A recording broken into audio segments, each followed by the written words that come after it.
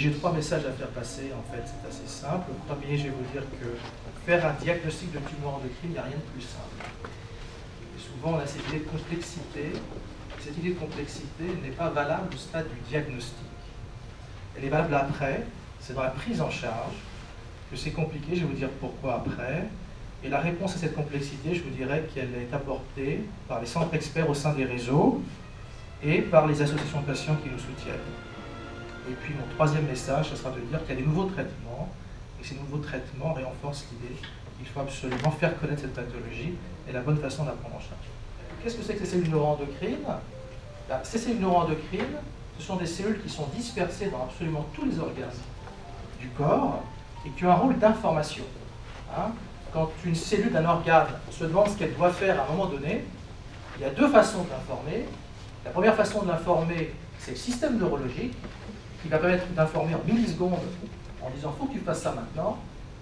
Et puis la deuxième façon d'informer une cellule de son travail à un moment T, ce sont les hormones. Et ça, c'est le travail des cellules neuroendocrines, notamment par exemple. La première caractérisation de cette maladie, ça a été fait en début du XXe siècle, 1900, par quelqu'un qui s'appelait Obendorfer. Il a commencé par appeler ces tumeurs des tumeurs carcinoïdes.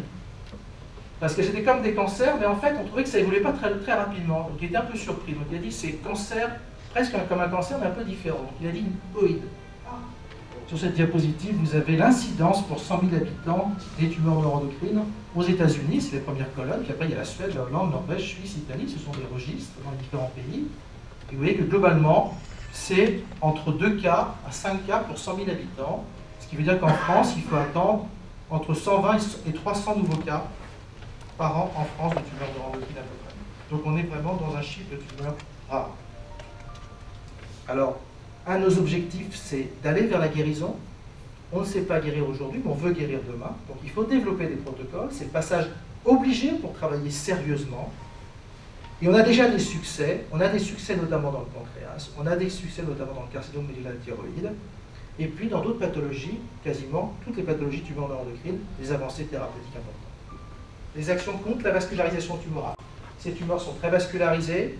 On peut les combattre en utilisant des anti-angiogéniques. Donc je termine avec cette diapositive. La façon de procéder est simple, c'est les tumeurs endocrines.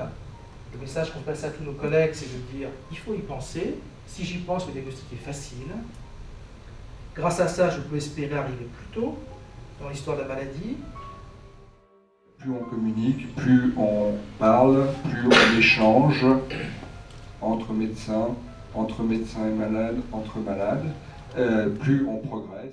Réseau national qui collabore avec des réseaux internationaux d'ailleurs sur l'oncogénétique est né au début des années 2000 en fait, donc c'est pas très vieux, et je dirais à profiter d'une action très importante du ministère de la Santé pour développer dans de nombreux centres au niveau de la France, d'une part de consultation d'oncogénétique et d'autre part de laboratoires labellisés pour le diagnostic génétique des tumeurs et de prédisposition aux tumeurs.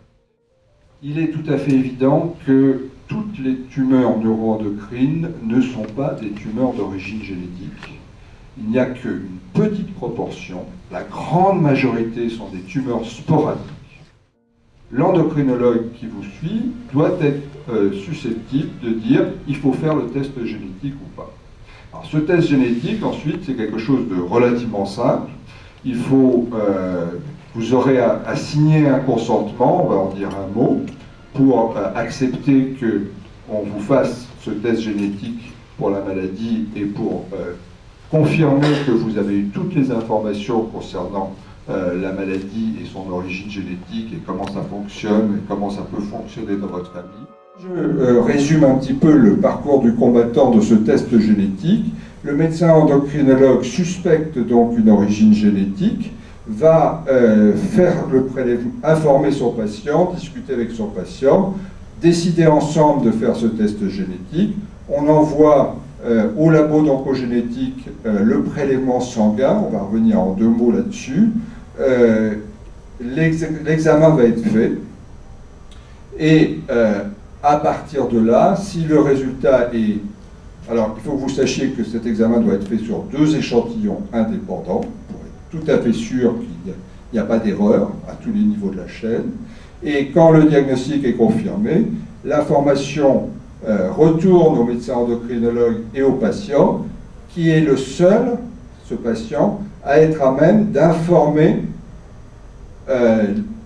les personnes de sa famille, qui, eux, prendront contact avec l'oncogénéticien pour faire le test s'ils le souhaitent.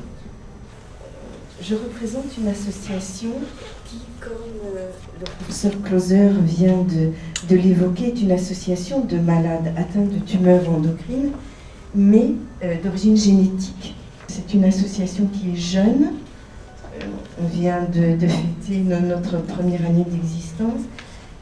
Et on recueille essentiellement les récits des parcours médicaux des malades qui adhèrent à l'association. Et je voulais vous parler donc des récits les plus douloureux quand même, hein. Ceux qui ont connu l'hôpital psychiatrique, parce que les médecins n'ont pas reconnu une maladie non mentale, une maladie réelle. Et c'est une expérience pilote qui a été développée à Grenoble, dans la mesure du possible, en sachant qu'il y a, dans cette ambiance de déficit budgétaire, on souhaiterait que soient créées des infirmières coordinatrices qui puissent être en quelque sorte le lien, qui puissent faire le lien entre le médecin coordonnateur et le malade, voire entre d'autres professions paramédicales et le malade, voire entre les assistantes sociales et le malade. Donc d'abord, pour vivre avec une tumeur neuroendocrine, il y a l'aspect annonce d'une tumeur maligne et souvent métastase. Bon, cela suppose qu'on soit déjà arrivé à avoir un bon diagnostic et qu'on soit orienté vers un centre, si possible, de référence. Là, on va être pris en charge par un réseau de références experts et qui va pouvoir vraiment soigner, voire guérir cette maladie d'espérance de vie allongée, et de pouvoir vivre maintenant avec les traitements qui existent, de pouvoir vivre cela comme une maladie chronique. C'est essentiellement de prendre des contacts, nouer des relations avec différents organismes, que ce soit justement avec le réseau Renatem, mais aussi avec les différents centres de référence, avec l'Institut Gustave Roussy, avec l'hôpital Beaujon et le centre René Guénin sur Paris. C'est aussi avec les laboratoires, Novartis, Pfizer et Ipsen.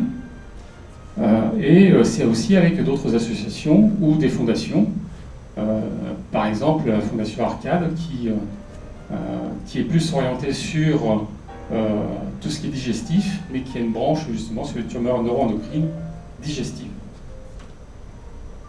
Et pour plus tard, peut-être qu'on pourra faire d'autres actions, enfin pour 2012 certainement, des projets qui soient visibles, et pourquoi pas un jour aussi participer à des programmes de recherche.